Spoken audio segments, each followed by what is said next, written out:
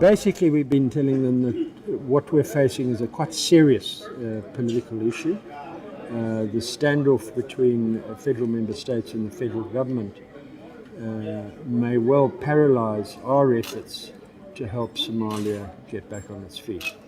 And we're asking all of the relevant role players to get together to find a solution and to make the necessary compromises so that they can work collaboratively rather than against each other.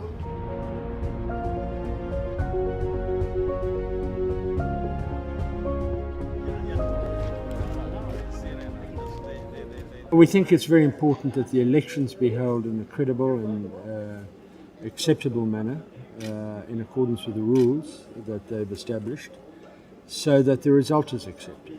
Because if the result is not accepted and there is conflict as a result, it will be a problem, not only for the region but for the country.